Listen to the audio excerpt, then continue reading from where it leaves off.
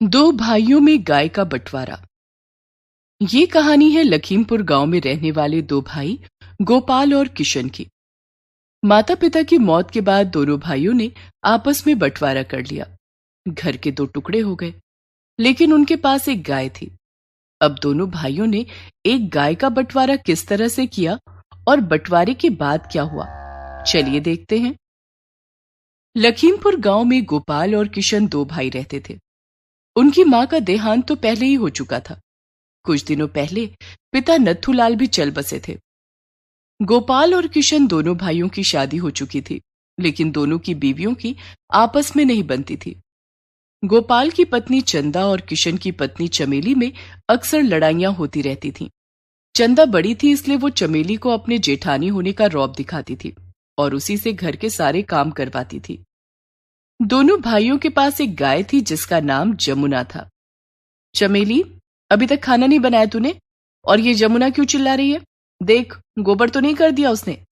एक काम ठीक से नहीं होता तुझसे। काम की ना काज की, दुश्मन अनाज की। ये क्या बोल रही हो दीदी? जरा जबान संभाल कर बात करो। अरे मैं बड़ी हूं, जो चाहे वो बोलूंगी। तुझे वही करना पड़ेगा जो मैं बोलूंगी। ये घर तेरे भैया चलाते हैं। खेत पर तो सारा दिन मेरा पति खटता है। भैया तो खेत पर जाकर चारपाई पर सो जाते हैं। मुझे सब पता है। ज्यादा दिन चलेगा नहीं ये सब, मैं बता रही हूँ। बड़ी जबान चल रही है तेरी, अभी बताती हूँ तुझे, रुक। और दोनों औरतों में हाथापाई होने लग जाती है। अपनी अपनी बीवियों को लड़ता देख दोनों भाई भाग खड़े होते हैं। इस तरह से तो नहीं चलेगा किशन, हमें कुछ करना पड़ेगा। बात तो सही कह रहे हो भैया, लेकिन हम क्या कर सकते हैं? बंटवारा या बंटवारा? लेकिन इसके अलावा और कोई चारा नहीं है। दोनों लुगाइयां ऐसे ही लड़ती रहेंगी तो हमें एक दिन हार्ट अटैक आ जाएगा। किशन गोपाल की बात मान लेता है। पंचायत बुलाई जाती है और गांव के मुखिया चमनलाल के सामने दोनों भाइयों के बीच बंटवारा हो जाता है। घर के बीचों बीच एक दीवार खड़ी हो जाती है। चलो भाई, हो गया बंटवारा, अब दोनों भाई शांति से रहो। ऐसे कैसे हो गया बंटवारा? गाय का बंटवारा भी तो करो। लेकिन गाय तो तुम दोनों के पास एक ही है। एक गाय को दो हिस्सों में कैसे बांटोगे? और वो रहेगी किसके पास? तभी गोपाल की पत्नी चंदा गोपाल के कान में कुछ फुसफुसाती है। मुखिया जी, ये गाय एक महीने मेरे पास रहेगी और एक महीने किशन के पास। मैं बड़ा हूँ, इसलिए सबसे पहले गाय मेरे पास रहेगी। ठीक है, दोनों भाई राजी हो तो मुझे क्या दिक्कत। किशन बड़े भाई की बात मान लेता है और शर्त के मुताबिक गाय जमुना को बड़ा भाई गोपाल अपने घर ले जाता है। जमुना काफी दुधारू गाय थी। वो देखने में जितनी सुंदर थी उतनी ही हृष्ट पुष्ट भी थी। जमुना का दूध पूरे गांव में मशहूर था। अरे गोपाल भैया, अच्छा किया जमुना को तुम ले आए।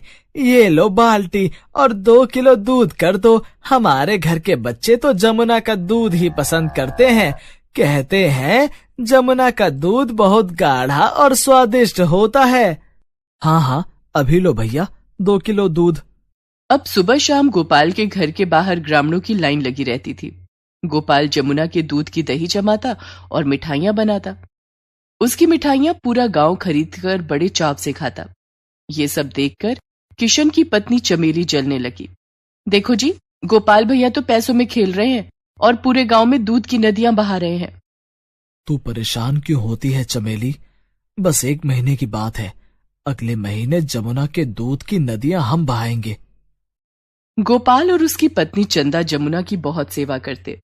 चंदा रोज सुबह सुबह जमुना का गोबर साफ करके उसे नहला देती। जमुना के आसपास भी वो साफ सफाई का बहुत ध्यान रखती। जमुना को मक्खी मच्छर से बचाने के लिए वो गौशाला में रोज धूप जलाती। गोपाल जमुना को बड़े प्यार से चारा खिलाता। खा, भरपेट चारा खा। ये ले, तेरे लिए गुड़ और खल्ली भी लाया हूँ। खूब खा, जी भर के खा। दोनों पति पत्नी का प्यार देखकर जमुना भी उनसे बहुत खुश थी। इसी तरह एक एक करके दिन बीत गए और 1 महीना बीत गया। अगले महीने की 1 तारीख को किशन अपने बड़े भाई गोपाल के घर आया। भाई किशन, कैसे हो? मैं तो ठीक हूँ भैया, आप कैसे हैं? तभी पीछे से किशन की पत्नी चमेली वहां आ जाती है और किशन से कहती है, सीधे सीधे काम की बात क्यों नहीं करते कि जमुना को लेने आए हो? चमेली ये बात इतनी जोर से बोलती है कि गोपाल सुन लेता है। हाँ हाँ भाई किशन, जमुना को ले जाओ। अब 1 महीने के लिए जमुना तुम्हारे पास रहेगी। गोपाल के इतना कहते ही चमेली झटपट यमुना को खूंटे से अलग कर देती है और अपने घर ले जाती है। किशन के घर में जमुना के लिए कोई गौशाला नहीं था, इसलिए चमेली घर के दरवाजे पर ही खूंटा गाड़ कर यमुना को वहां बांध देती है। सुबह से शाम हो जाती है, लेकिन जमुना को कुछ भी खाने को नहीं मिला। रात में जमुना भूख से तड़प कर आवाजें लगा रही थी। तब किशन उसे चारा डालने के लिए जाता है।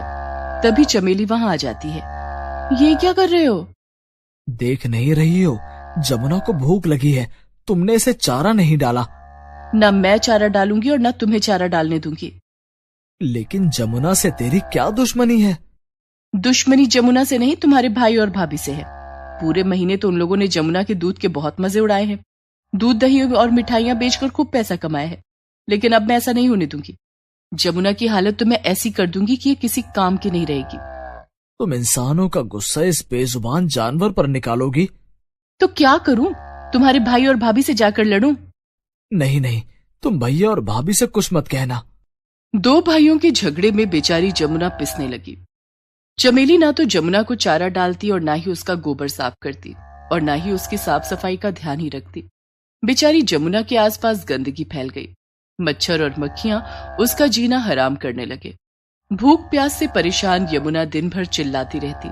ग्रामीणों को दया आ जाती तो कभी कोई 2 रोटी डाल जाता, जिसे खाकर जमुना थोड़ी देर के लिए शांत हो जाती, लेकिन अगले ही पल फिर भूख से बिलबिला उठती। जमुना की यह हालत गोपाल और चंदा से देखी नहीं जा रही थी। सुनिए जी, आप देख रहे हैं ना, किशन और चमेली ने जमुना की क्या हालत कर दी है। मुझसे जमुना की यह हालत देखी नहीं जाती। उनसे कहो कि अगर जमुना संभाली नहीं जाती तो हमें दे दे। ये कैसी बात कर रही हो चंदा? शर्त के मुताबिक जमुना इस महीने किशन के पास ही रहेगी। जमुना को अब हम अगले महीने ही अपने घर ला सकते हैं। गोपाल की बात सुनकर चंदा चुप हो गई, लेकिन उससे जमुना का दुख देखा नहीं जा रहा था। रात होते ही जब सब सोने चले जाते तो वो चुपके से जमुना को खाना खिलाती। इस तरह से बेचारी जमुना एक वक्त का ही खाना खा पाती, जिससे वो बहुत कमजोर हो गई थी। धीरे धीरे करके जमुना के कष्ट भरे दिन बीत गए और 1 महीना पूरा हो गया। अगले महीने की 1 तारीख को गोपाल जमुना को लेने के लिए किशन के घर पर आया। हाँ हाँ भैया, अब आप जमुना को अपने घर ले जा सकते हैं। जमुना बहुत कमजोर हो चुकी थी। वो किसी तरह से चल पा रही थी। गोपाल जमुना को अपने घर ले आया। 1 महीने में क्या से क्या बना दिया हमारी जमुना को। चंदा ने जमुना को नहला धुलाकर साफ किया और चारा डाला।